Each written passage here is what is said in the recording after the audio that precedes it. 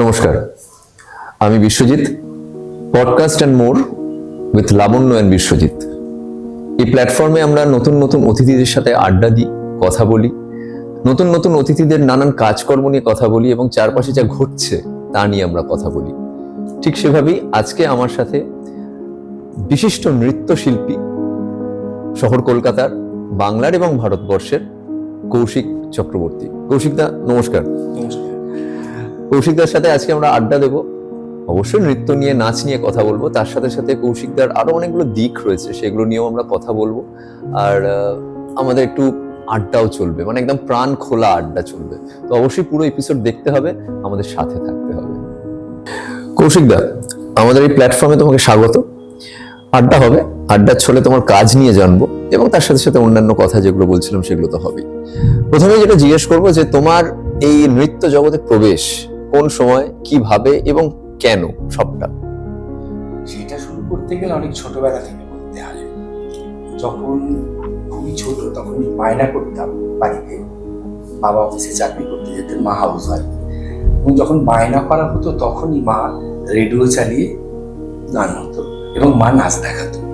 আমার মা কখনো প্রথাগত নৃত্যশিল্পী ছিলেন না। আমরা যেভাবে নাচ শিখে বড় হয়েছি বা কিছু, আমার মারই চোখের দেখা নাচ ছিল তখনকার সময়, স্কুলের নাচ, পাড়ার নাচ, এইভাবে আমার মার মধ্যে একটা এরকম ছিল। আমার মামা বাড়ির পরিবেশও এরকম ছিল, সাংগীতিক একটা পরিবেশ ছিল। তাতে করে যখনই বায়না হতো, 7-8 বছর বয়স, আমার এটা মনে আছে, আমি তখন স্কুলে পড়ি, তখনই মা রেডিওটা ছাড়তেন এবং মা মুভমেন্ট করছে। সেটা দেখার মতো, যে গানের সাথে দিয়ে যে মুভমেন্ট চলছে, এটা আমার কাছে একটা বিস্ময় লাগতো। যে মা নাচছে, আমি বলতাম কি করছো? মা বলতো আমি নাচ করছি। এইটা দেখে দেখে আমার একটু বড় হওয়া এবং এটাকে ভালো লাগার পর্যায়ে, তখন আমি বায়নাটাও ভুলে যেতাম। কিন্তু যখন আস্তে আস্তে বড় হলাম, তখন মা যে সবসময় নাচ করতেন তা না, আস্তে আস্তে বড় হলাম, স্কুল কলেজে সেই হতে লাগলো। স্কুলে গিয়েও মা মাঝে মধ্যে একটু গানের সঙ্গে নাচতে, হয়তো আমি দেখতাম। তখন আমি একদিন দেখলাম আমারও হাত পা ঘুরছে। একটা অবাক বিস্ময় আমার, যে আমারও হাত পা ঘুরছে। তখন মাকে বললাম, মা দেখো আমিও না এটা পারি। মা বললো হ্যাঁ হচ্ছে না, হ্যাঁ হচ্ছে, মানে এটাকে মা খুব একটা গুরুত্ব দেয়। কত বয়স তোমার তখন? আমার তখন ধরো 7-8 বছর বয়স। মা গুরুত্ব দেয়নি, বাবা গুরুত্ব দেয়নি, কোনো গুরুত্বের মধ্যে নেই। মানে প্রথম কথা, আমার মার কাছে নৃত্যশিল্পী মানে আমি যখন একটু বড় হলাম, 5-6, তখন আমি মার মুখে শম্ভু ভট্টাচার্যর নাম শুনলাম। আমার মার কাছে পুরুষ নৃত্যশিল্পী শম্ভু ভট্টাচার্য, আর মা নাম শুনেছে অমলাশঙ্কর, উদয়শঙ্কর। আমার বাবাও ঠিক তাই, উদয়শঙ্কর, অমলাশঙ্কর, এবং বাবা উদয়শঙ্কর, অমলাশঙ্করের নাচ দেখেছে। বেলেঘাটায় আমার বাবা থাকতেন, সেখানে অনুষ্ঠানে উদয়শঙ্কর, অমলাশঙ্কর মানে অনুষ্ঠানে নৃত্য পরিবেশন করছে, বাবা গিয়ে দেখেছে। এইটুকুই তাদের নাচ সম্পর্কে জ্ঞান, এর বেশি কিছু নেই। তারপর সিনেমার নাচ গান সম্পর্কে যার যতটুকু জ্ঞান একটা বাঙালি পরিবারে তখনকার সময়, ঠিক সেটাই ছিল। এরপর আমার বেশি ইন্টারেস্ট লাগতো, আমিও ঠিক সেরকম যখন সময় থাকতো তখন হয়তো খুব রেডিও শুনতাম আমি, এবং গানও শুনতাম। এই গান শোনার সাথে সাথে আমিও আমার মতো করে হাত বানাতাম। এটাতে কেউ উৎসাহ দিত না, আমি করতাম, বাড়িতে সবাই একটু দেখতো, তারপরে একটু পাড়া প্রতিবেশী দেখতো, তারাও হয়তো ইন্টারেস্ট নিত, এবং সেটা ইন্টারেস্টটা যখন নিত সেটা কিন্তু খুব ভালো পর্যায়ে ছিল না। কারণ আমার সময় পুরুষ নৃত্যশিল্পী মানে সে একটু কমেডি হতে পারে, সেটা একটু কমেডি হতে পারে। তখন সেটা আমার মা মাঝে মাঝে বারণ করতো, কিন্তু আমি মাঝে মাঝে আবেগের বশে করে ফেলতাম। তারপর ক্লাস 7-8-এ আমি যেখানে থাকতাম শিবপুরে, তো সেইখানে কথক নৃত্য শেখাতে আসতেন একজন মাস্টার মশাই। আচ্ছা, মানে তোমার জন্ম বড় হওয়া কি শিবপুর? না, আমার বড় হওয়া কলকাতায়, কিন্তু আমার বড় হওয়াটা শিবপুর। আচ্ছা, আমি প্রজ্ঞানন্দ স্কুলে পড়েছি, তারপর বেহালা এসছে, এবং বেহালা এসে বেহালা স্কুলে পড়েছি, সেটা মাধ্যমিকের পরে।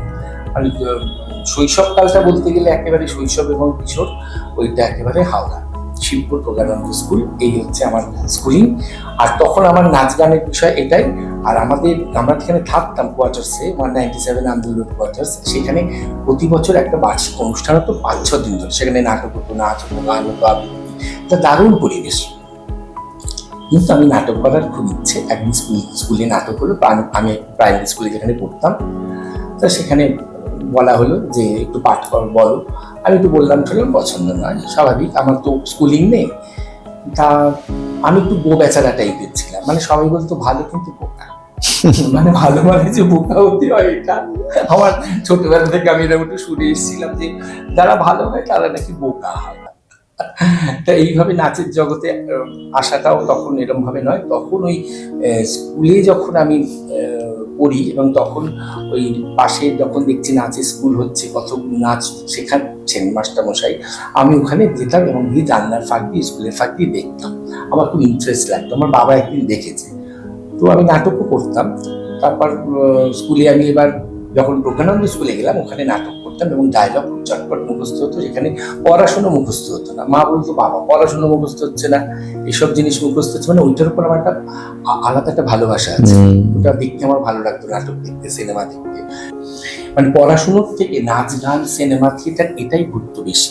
এটা ভীষণভাবে একটা ইম্পর্টেন্স ছিল আমার কাছে ছোটবেলায়। তা সেটা আমার বাবা যখন বুঝলেন, সেখানে এই নাটকের পাশে কোনো গ্রুপ ছিল না নাটকের আমাদের, ধরো কোনো কাকুদের অফিসের নাটক হবে, সেখানে আমি যেতাম, একটু নাটক করে আসতাম, পাড়ায় একটু হবে, তখন আমি পারি করতে একটু একটু, এরা শিখিয়ে দিয়েছেন কাকুরা। তা বাবা বললো ঠিক আছে, ওর যখন ইন্টারেস্ট তখন একটু দেখাই যাক। তা আমি সেখানে ভর্তি হলাম। সেখানে খুব ভালো রেজাল্ট, মাস্টারমশাই বললেন না অত খুব ভালো করে। এই করতে করতে আমার একটা ইন্টারেস্ট বাড়লো এবং তখন মাধ্যমিক পরীক্ষা শেষ হয়ে গেল। আমার বাবা বেহালায় বাড়ি করলেন, আমি বেহালায় এলাম এবং কলকাতার একটা আলাদা জগৎ আমার কাছে ফুটে উঠতে লাগলো। এবং আমি ভর্তি হলাম শক্তিনাগের কাছে। শক্তিনাগ তখন কলকাতা তথা পশ্চিমবাংলায় একজন বেশ বিশিষ্ট একজন নৃত্যশিল্পী, তার কাছে আমাকে বাবা নিয়ে গেল। তিনিও আমার বাড়ির কাছেই থাকেন এবং সেখানে নৃত্য শিক্ষা চলতে লাগলো। আমি তখন ক্লাস 11-12 পড়ি।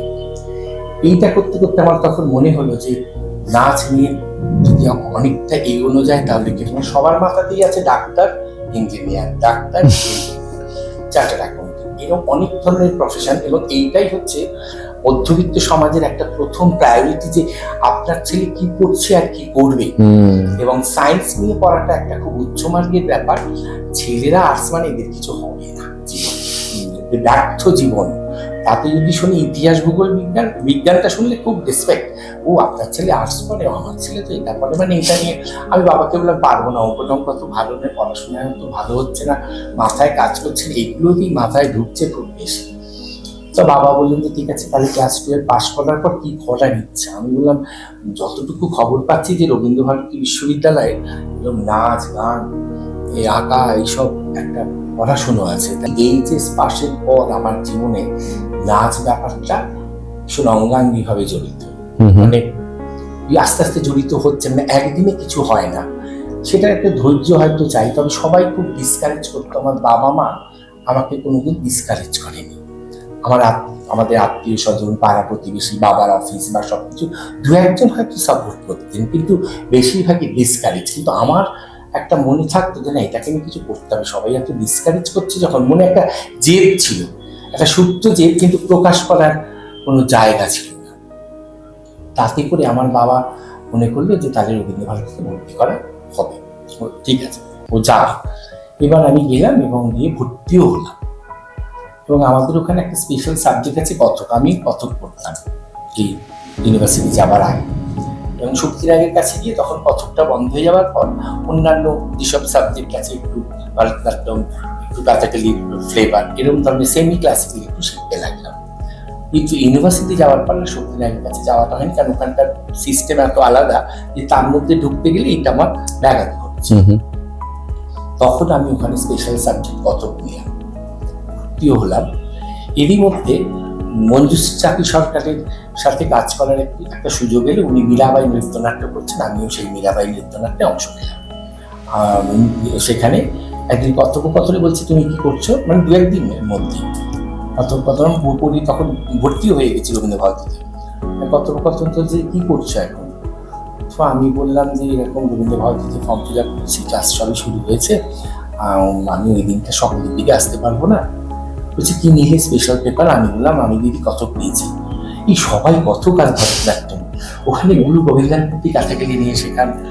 পুরুষদের নাচই হচ্ছে কাথাকলির একটা ব্যাপার আছে পুরুষ কমিউনিটির মধ্যে, তুমি ওইটা শেখো। রবীন্দ্রনাথের হাত ধরে কাথাকলি মণিপুরি এখানে তো কেন, আমরা এখন তো আর বোধহয় হবে না দিদি, এই 1 মাস হলো সবে ক্লাস শুরু হয়েছে। দাও আমি চিঠি লিখে দিচ্ছি ডক্টর সুনীল কোঠারিকে, উনি তখন আমাদের হেড অফ দ্য ডিপার্টমেন্ট। উনি বেশ ওনার প্যাডে সুন্দর করে লিখে দিলেন আমার সম্পর্কে লিখে। আমি তারপর নিয়ে গেলাম ওটা কোঠারি, ডক্টর কোঠারির কাছে দিলাম। কোঠারি বলল তুমি গুরু গোবিন্দপুরের সঙ্গে কথা বলো। আমি গুরুজির কাছে ওই চিঠিটা নিয়ে গেলাম, গিয়ে বললাম আমার সাথে আপনাকে দেখা করতে বলেছে এরকম ডক্টর কোঠারি, তো আমি গাথাগেলি শিখতে চাই, আপনি তো এই সাবজেক্টটা দেখেন গুরুজি, আপনি যদি আমাকে পারমিশন দেন আপনাকে নিয়ে একটা নাচ দেখাবো। তা আমি একটা নাচ দেখালাম, রবীন্দ্রনাথের একটা গান, প্রথম আদিত অবসর। ওইটা দেখার পর উনি বললেন আচ্ছা ঠিক আছে দাও, তোমার কোথায় গেলে সই করতে হবে বলি, বা ডক্টর কোঠারি সই করতে বলেছেন, ঠিক আছে এটা দিয়ে জমা দাও, আর তুমি একটা যে চিঠিটা রয়েছে সেটা ওখানে আবেদনপত্র জমা দাও যে আমার বিষয় চেঞ্জ হচ্ছে। তো আমি ডক্টর কোঠারিকে দিলাম, সবকিছু ঠিকঠাক হয়ে গেল। এবারে আমাদের অন্যান্য অনেক নাচ করতে হয় সেখানে, টেগর স্কুল অফ ডান্স আছে, মানে রবীন্দ্রনাথের গানের উপর কি করে নাচ হবে, ফোক আছে, এরকম বিভিন্ন ক্রিয়েটিভ ক্লাস আছে, তুমি কি করে ক্রিয়েট করবে, এরকম ধরনের কিছু আছে। এবার আমি তো আমার স্পেশাল পেপার যখন ক্লাস আসছে আমি গেলাম, ব্যাপারটা গিয়ে দেখলাম যেটা আমি কথাকে স্ট্রাকচারে তৈরি, সেইটার থেকে কথাকেলি একটা অন্য ভিন্ন স্ট্রাকচার, মানে উত্তর দক্ষিণ তফাৎ, একটা নর্দার্ন স্টাইল একটা সাউথার্ন স্টাইল। এই দক্ষিণের যে নাচ যাতে কাথাকেলি দেখে আমার তখন মনে হয় একটা রাজকীয় নৃত্য পদ্ধতি, জানো এই পদ্ধতিটা খুব কঠিন, এটা বেশ সাধনার এবং সাধনা করতে হবে এবং বেশ শক্তি দিয়ে নাচতে হবে। গুরুজিদের কাছে গেলাম, গুরুজি বলল শোনো সামনে তোমার পরীক্ষা, এবং আমার চেনা জানা মানুষ যারা তারাই তো আসবেন পরীক্ষা নিতে, তাদেরকে তো আমি বলতে পারবো না তোমাকে পাশ করিয়ে দাও, এটা আমি বলতে পারবো না, তোমাকে নিজে জায়গাটা দেখিয়ে তোমাকে পাশ করতে হবে। এই যে অনার্স তুমি পাশ করে যাবে, তোমার যদি এমএ পড়বে যখন যদি ইচ্ছা হয় তো আমার এই সাবজেক্টটা তুমি আর নেবে না, মানে এমএ ইন ডান্স, আরেকটা হচ্ছে বিএ অনার্স ইন ডান্স, তা বিএ অনার্স এটা আমার স্পেশাল পেপার। আমি 3 মাস আমি দেখলাম সত্যি তো খুব মুশকিল হবে, আমিও পাশ করতে পারবো না, ফেল করে যাবো, তখন একটা ফেল করার আতঙ্ক এলো আমার মনের মধ্যে। এটাতে আমি ডেইলি ক্লাস করা শুরু করলাম, এবং ওই ক্লাসটা চলাকালীনই আমি মানে গুরুজি খুব স্ট্রিক্ট, যে শেখানোর সময় উনি ভীষণ পদ্ধতি মেনে এবং ভীষণ কঠোরভাবে, মানে না হলে একেবারে বোধহয় মেরেই দিতেন এবং মেরে দিতেন। এই মারাটা খুব প্রয়োজন, পরবর্তী সময় আমি ভীষণভাবে ফিল করলাম। এটা করতে করতে আমি বেশ অনেক কিছু শিখতে লাগলাম। 3 মাসে আমি রোজ ক্লাসে আসতাম, মানে টু ফ্রাইডে ক্লাসে আসতাম। 3 মাসের মধ্যে আমি বেশ পরীক্ষার জন্য অনেকটা তৈরিও হয়ে গেলাম। কিন্তু গুরুজিকে বলেছিলাম আমি কি 3 নম্বর ডোবার লেনে যাবো, ওখানে কালামার গেলাম, ওখানে ঠাকুরমণিকুটি গোবিন্দপুরটির অত বড় একটা স্কুল। উনি বলতেন না আমি এখানে মানডে টু ফ্রাইডে আসি, আমার বাড়ি আড্ডা মারতে যেতে পারবো ওখানে, কিন্তু ক্লাস নয়, ক্লাস এখানেই করবে, অ্যাটেন্ডেন্স এখানে, ক্লাস এখানে। উনি খুব স্ট্রিক্ট এই ব্যাপারে, কিন্তু প্রচন্ড স্নেহ। আফটার ক্লাস উনি বোঝাই যাচ্ছেন উনি আমাকে মেরেছেন ওনার খেয়াল নেই, মানে এইরকম একটা মানে গুরু শিষ্য মানে সম্পর্ক আমার সঙ্গে। তো এটা তো তোমার শেখার পদ্ধতি, গুরুজির সাথে যোগাযোগ, একটা স্নেহ, একটা ধমক, সবকিছুর মধ্যে চলছে। এরপরে তোমাকে যদি জিজ্ঞেস করি যে কোন সময় থেকে বা কোন ফার্স্ট স্টেজ পারফরমেন্স যেখান থেকে মনে হলো হ্যাঁ আমি একটা প্ল্যাটফর্ম পেলাম, একটা শুরু হলো এবং এবার আমি এগোতে পারছি। এইবার এই প্ল্যাটফর্মের কথাটা যখন বলি এটা কিন্তু চট করে আসে না, মানে আমার মনে হয় যে সঙ্গীত বা নৃত্য জগতের এই প্ল্যাটফর্মটা আসা অনেক দেরি, অনেক ধৈর্য, তার জন্য অনেক পরিশ্রম। আমি যে এমএ পাশ করার পর যখন গুরুজির বাড়ি গিয়ে আবার শুরু করলাম পদ্ধতি, প্র্যাকটিস, ছোট ছোট অনুষ্ঠান, গুরুজি বলতেন এখানে প্রোগ্রাম করো, ওখানে প্রোগ্রাম করো, এই করো, এই করো, এই করতে করতে আমি বিভিন্ন অনুষ্ঠান করতে লাগলাম, জানো।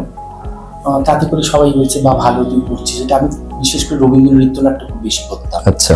এবং সেটার একটা রবীন্দ্র নৃত্যনাট্যের সেই যে আঙ্গিক ছিল, সেই আঙ্গিকটা এরকম পদ্ধতির বেসিসে হতো না। যেটা ভালো লাগতো আমি সেটা পুট করতাম। এটা আমি অনেককে দেখতাম, আমার সিনিয়র যারা তাদের দেখতাম, তাদের এই মুভমেন্টটা আমার ভালো লেগেছে। কেন, কি কারণ, কি যুক্তি, ডান্স যে একটা পদ্ধতি এবং বিজ্ঞান ভিত্তিকভাবে চলে সেটা আমার বোধ হতো না, বোধ ছিল না। যখন আমি গুরুজির কাছে থাকতে থাকতে এটা দেখতে লাগলাম এবং গুরুজি বিভিন্ন কম্পোজিশন করতে লাগতো আমার সামনে, বা উনি নিজে পারফর্ম করতেন, সেটা উনি প্র্যাকটিস করতেন অর্কেস্ট্রার সমেত, আমি সেগুলো দেখতে দেখতে বুঝলাম যে এই যে জীবনের কথা বলছি এর মধ্যে একটা পদ্ধতি আছে। এই পদ্ধতিটা ঠিক অন্যান্য সব নাচের মতো না, এই নাচের পদ্ধতিটাকে নিয়ে উনি কিন্তু এটা বক্তব্য বলছেন। এই করতে করতে আমাকে বলতো যে বিভিন্ন জায়গায় অ্যাপ্লাই করা, বিভিন্ন সিনিয়র নৃত্যশিল্পী যারা শাস্ত্রীয় নৃত্যশিল্পী তারা বলতেন এখানে অ্যাপ্লাই কর, ওখানে অ্যাপ্লাই কর। এই অ্যাপ্লাই করতে করতে দেখলাম একদিন আমার আসলো, একটা ডাক এলো, নিমন্ত্রণ এলো যে উড়িষ্যা থেকে, উড়িষ্যা ডান্স একাডেমি অর্গানাইজ করে, মানে তখন করতো কোনার্ক ডান্স ফেস্টিভ্যাল। এখনো হয় মনে হয়। এখনো হয়, সেটা ট্যুরিজম ভারত সরকার এবং আরো অন্যান্য মিলে, কিন্তু সেটা শুধু হতো যেটা মানে ফেব্রুয়ারি মাসে ওড়িশা ডান্স একাডেমি এবং ইজেডসিসি এই দুজনের তত্ত্বাবধানে, এই দুই সংস্থার তত্ত্বাবধানে একটা বিরাট বড় 5-6 দিনের অনুষ্ঠান। সেই অনুষ্ঠানে আমার ডাক, এবং সেটাতে আমি ভীষণ একটা উৎসাহ পেলাম যে এত বড় একটা ভারতবর্ষের ফেস্টিভ্যাল, সেখানে সুযোগ পাওয়া, এটা একটা আমার কাছে একটা খুব মানে খুব আনন্দের বা উৎসাহ এবং আতঙ্ক ছিল যদি খারাপ হয়। এবং তারপর ইচ্ছা হয়েছে যে আমার একটা ছোট সংস্থা আছে, সেই সংস্থা থেকে গুরুজিকে সংবর্ধনা দেবো এবং আমি একক নাচ, এবং আমার তো 3জন ছাত্রছাত্রীকে নিয়ে সেই অনুষ্ঠান করব। ঠিক সেই বছরই এটা হলো যে এই বছর, যেটা আর কি ওই আমার এখন সালটা ঠিক মনে নেই, কোনার্ক ফেস্টিভ্যালে যখন আমি গেলাম তখন সংযুক্তা পানিগ্রাহীর উপরে ওরা তখন ট্রিবিউট দিল। তার আগের বছর সংযুক্তা পানিগ্রাহী আমাদের ছেড়ে চলে গেছে, প্রয়াত হয়েছে। প্রয়াত হলেন, এবং ওনার ওই ট্রিবিউট ওই পুরো ফেস্টিভ্যালটা। তো আমি তো ভীষণভাবে আগ্রহ প্রকাশ ওটাতে হলো, এবং গুরুজির সব ব্যবস্থা করলাম, নিজের সিচুয়েশনে কথাবার্তা বলে টিকিট টাকা দেন, প্র্যাকটিস করার পর তারপরে, এবং সেখানে আমি কিরমভাবে প্র্যাকটিস করি, কীভাবে পরিবেশন করবো, কাথাকলি যে রেশম বা নৃত্যনাট্য হিসাবে প্রেজেন্ট করা হয়, আমি সেখানে সেটা করবো না, সেখানে মানে সোলো পারফরমেন্স করবো একোহারিয়া পদ্ধতি, সেটা জলিয়াট্টম বলে আমাদের কাথাকলিতে, যে একই সাধারণ ওই পুরো চরিত্র ড্রেসটা পরে সাধারণ কিছু অর্নামেন্টস ধারণ করে আমি বিভিন্ন চরিত্র করে দেখাতে পারবো, সেই রকম ভাবে আমি সেখানে পরিবেশন করলাম কাথাকলি। গুরুজিকে সাথে নিলাম, সাথে আমার সঙ্গে যারা স্টুডেন্টস যারা শিল্পীরা ছিলেন, তারা না কোনো স্টুডেন্ট, সেটা আমার সোলো পারফরমেন্স। আচ্ছা আচ্ছা। এই অনুষ্ঠানটা করার পর আমার মধ্যে আরো বেশি করে উৎসাহ হলো, এবং ওখানেও প্রেস বেরোলো, বিভিন্ন পোস্টার হ্যান ত্যান এইসব, অনেক বড় বড় মানুষের সঙ্গে দেখা হলো, যোগাযোগ হলো, যাদেরকে আমি হয়তো দূরদর্শনে দেখেছি, পেপারে পড়েছি, তাদের সঙ্গে আলাপ হতে লাগলো, এবং আমার ভালো লাগাটা আরো বেশি পারলো, এবং গুরুজিকে বললাম এটা নিয়ে আমি এগোতে চাই এবং আমি প্র্যাকটিসটা বাড়াতে চাই, এবং তাতে করে ওনার সম্পূর্ণ সহমত ছিল। এই করে করে জীবনের অনেকটা পথ এগোনো। তখন বুঝলাম যে সঙ্গীতটা যদি মানে অঙ্গে অঙ্গে প্রতিদিন না হয়, তাহলে কিন্তু এই শিল্প কিছুতেই, আমি মানে সঙ্গীতের উপরই দাঁড়িয়ে, নৃত্যম গীতম তথা বাদ্যম গ্রহণ সঙ্গীত উচ্চারণ, এই সঙ্গীতকেই আধার করতে হবে, সেটা সব নাচে আছে। কিন্তু আগে ওই যে কোনো একটা পদ্ধতি, যেটা রবীন্দ্রনাথ বলেছিলেন যে ওই পদ্ধতিটার মধ্যে ঢুকতে হবে এবং ওই পদ্ধতিকে নিজের শরীরে ধারণ করতে হবে। তাই শান্তিনিকেতনে প্রথম কাথাকলি এবং মণিপুরীকে আনতে পেরেছিলেন। তার একটি কারণ যে এই দুটো নাচ নির্যাতিত সমাজ থেকে আসেনি। কথক, ভরতনাট্যম, ওড়িশি, এইসব যে আমাদের ভারতবর্ষের যে শাস্ত্রীয় নাচ, তার পটভূমিকা যে ইতিহাস বলছে যে কিছু সময় নির্যাতিত সমাজ থেকে উঠে আসা কথক হতে হতে বাইজি প্রথা থেকে আরম্ভ করে অন্য একটা জায়গায় চলে গেল, দেবদাসী ও প্রস্টিটিউট কালচারের মধ্যে দিয়ে চলতে লাগলো, তখন একটা বিভৎস পরিবেশ ধারণ করছে। মানে নাচ মানে পায়ে ঘুঙুর পড়বে ভদ্র সমাজের মেয়েরা, এটা ছেলে মেয়েরা, মানে এটা হতে পারে না। তাতে রবীন্দ্রনাথের অবদান অনেক বেশি। আজ আমি যে কাজটা করতে পারছি, বা আমার মতো যারা যেসব ছেলেমেয়েরা, শিক্ষিত সমাজের ছেলেমেয়েরা যেটা করতে পারছে, তার জন্য রবীন্দ্রনাথের অবদান অনেক বেশি। রবীন্দ্রনাথকে কখনো ফেলা যায়নি কোনো দিক থেকেই, কারণ রবীন্দ্রনাথ সারা ভারতবর্ষের শিল্পের প্রতীক বলা চলে, অনেকটা নটরাজ নমস্ক্রিয়ার মতো। নটরাজ নমস্ক্রিয়াতে সমস্ত শিল্পের বর্ণনা আছে, আঙ্গিকম ভুবনামে বাচিকম সর্ববাংমাম আহরচম চন্দ্র তারাদিত্যং নামা সত্যিকম শিবা। এই রবীন্দ্রনাথ এটাকে বুঝতে পেরেছিলেন খুব ভালোভাবে, তাই জন্য উনি নৃত্যের তালে তালে গানটা লিখেছিলেন। এবং ওনার নাচের ওপর ওনার একটা বিরাট মানে পড়াশুনো ছিল। হয়তো উনি তথাকথিত নৃত্যশিল্পী ছিলেন না, নৃত্য ভাবনা ছিল বলেই আজ পশ্চিমবঙ্গের এত মানুষ, এত ছেলে মেয়ে এইটা নিয়ে কাজ করে চলেছে। এবং বাঙালিরা কিন্তু প্রচুর নাচ শেখে। আমি অন্যান্য জায়গায় হয়তো দেখেছি, কেরালা বলো বা ওড়িশা বলো, বা এত নাচ বোধহয় কোনো রাজ্যে শেখে না। তারা নাচে অনেক বেশি উৎকৃষ্ট হয়তো, কিন্তু এত স্টুডেন্ট, এই যে আমরা টিচারের বাড়িতে গিয়ে শিখছে, এক একটা স্কুলে কত স্টুডেন্ট গিয়ে শিখছে, তারা হয়তো এই জায়গাটা কাজটা করে আসবো, রাখতে পারেনি। হ্যাঁ এই জায়গাটা পারেনি, আসবো, কিন্তু হ্যাঁ শিখতে আসছে মানে তারা কিন্তু এই এখন কিন্তু পশ্চিমবাংলায় নাচের জোয়ার চলছে। কিন্তু এই জোয়ারের পেছনে রবীন্দ্রনাথ প্রতীক। রবীন্দ্রনাথ নাচ নিয়ে ভেবেছেন তা না, গান নিয়ে, কবিতা নিয়ে, নাটক নিয়ে, সবকিছু নিয়ে রবীন্দ্রনাথের একটা ভাবনা। এই রবীন্দ্রনাথের ভাবনাটাই পরে আমার জীবনে, আমিও তখন ভাবলাম গুরুজিকে একটু দেখে, যে গুরুজি রবীন্দ্রনাথের গান কাটাকে আঙ্গিকে প্রেজেন্ট করছে, মানে তখন কিন্তু নাটক তৈরি করছে নিজে নিজেই। মানে রবীন্দ্রনাথের এক একটা গল্প, একটা গান এক একটা গল্প। তাই কাথাকলি মানেই গল্প, কথা মানে গল্প, কলি মানে নৃত্য। তিনি ওটা একটা গল্প সাহিত্য হয়ে দাঁড়াচ্ছে। তাই আমি আমার শরীরী ভাষায় এই নৃত্যের ভঙ্গিমা যখন গল্পের মাধ্যমে বলবো, সেটা নৃত্য সাহিত্য হয়ে দাঁড়াচ্ছে।